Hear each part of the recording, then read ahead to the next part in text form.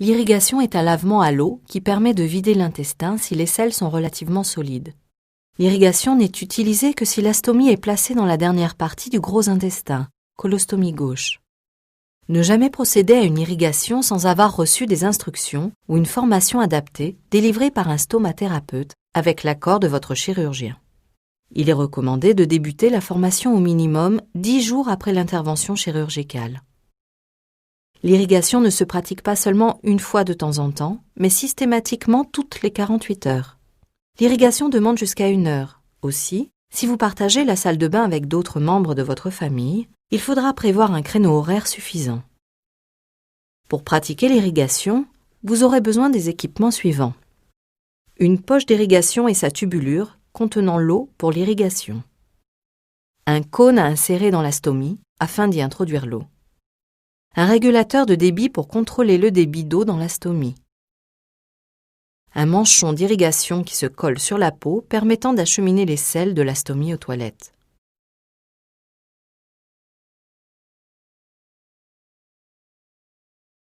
La séquence qui suit montre l'irrigation au moyen d'un manchon d'irrigation collé sur la peau. Lorsque vous utilisez le système d'irrigation, l'eau s'écoule de la poche d'irrigation à travers le régulateur de débit, puis pénètre dans la stomie par le cône.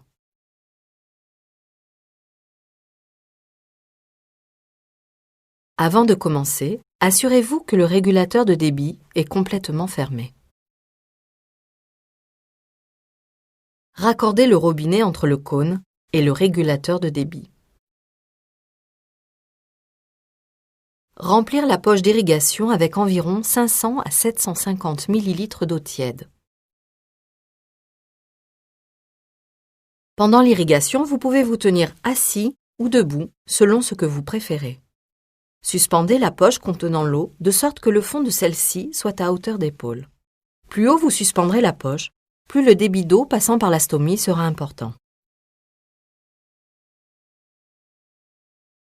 L'eau doit être entre 36 et 38 degrés Celsius. La température correcte de l'eau est indiquée par un compteur coloriel. Surveillez la température de l'eau jusqu'à ce que la valeur s'établisse entre 36 et 38 degrés Celsius. Si la température de l'eau dépasse 60 degrés Celsius, le thermomètre sera détruit.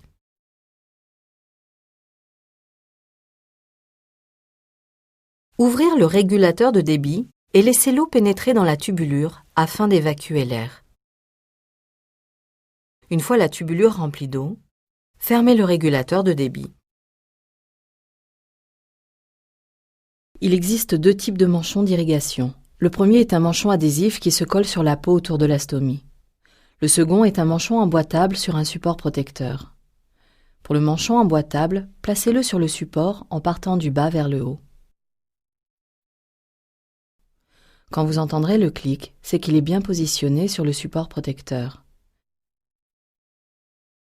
Tournez-le pour le placer à votre convenance, puis verrouillez le couplage en fermant le système de fermeture.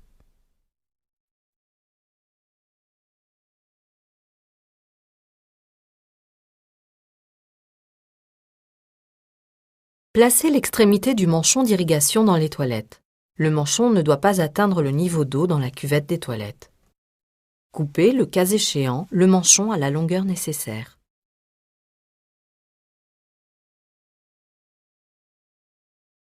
Introduisez doucement votre doigt dans la stomie pour repérer dans quelle direction l'intestin se dirige et insérez le cône correctement.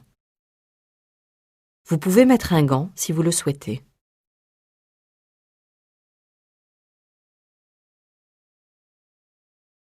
Si nécessaire, lubrifiez le cône avec de l'eau avant de l'utiliser. Ensuite, introduire l'embout du cône dans la stomie par le haut du manchon. Avec une main, maintenir le cône en bonne position. Pour éviter d'éventuelles fuites, vous pouvez envelopper la tubulure avec l'extrémité supérieure du manchon. Ouvrir doucement le régulateur de débit.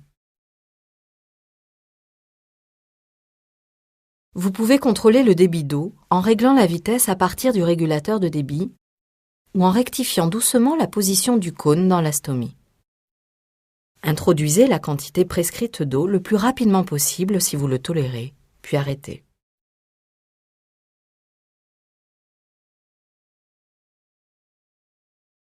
Après avoir pénétré dans l'intestin, l'eau provoquera des mouvements péristaltiques de l'intestin qui déclencheront la vidange des selles et de l'eau.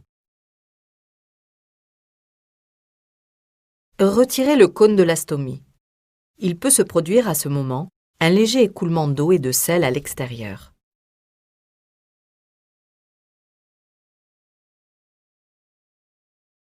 Après avoir retiré le cône, roulez l'extrémité supérieure du manchon et fermez-le avec la pince. Pendant environ 20 minutes, l'eau ainsi que les sels s'évacueront par à-coups.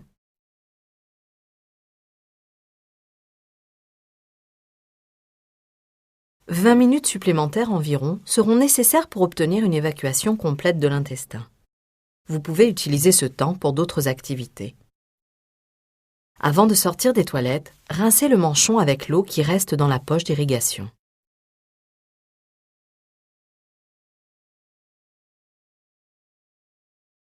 Assurez-vous que le bas du manchon est propre avant de le replier. Fermez-le avec une pince à linge, par exemple. Vous pouvez maintenant vous déplacer librement.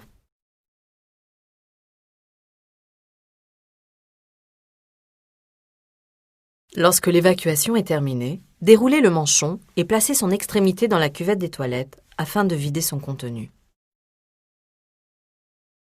Pour enlever le manchon d'irrigation, le décollez en tirant doucement sur le protecteur cutané. Rincez l'extrémité du manchon en même temps que vous tirez la chasse d'eau des toilettes. Ne jetez pas le manchon dans les toilettes. Après avoir enlevé le manchon, nettoyez et séchez la peau comme vous en avez l'habitude. Vous pourrez aussi choisir de changer le protecteur cutané à ce moment-là. Utilisez un tampon obturateur ou une mini-poche jusqu'à l'irrigation suivante. Pour nettoyer le cône d'irrigation, détachez le robinet du régulateur de débit. Le nettoyage se fait avec de l'eau et du savon. Séchez-le. Nettoyez et séchez le reste de l'ensemble d'irrigation de la même façon. Placez une feuille de papier hygiénique pliée à l'intérieur de la poche d'irrigation pour absorber l'humidité.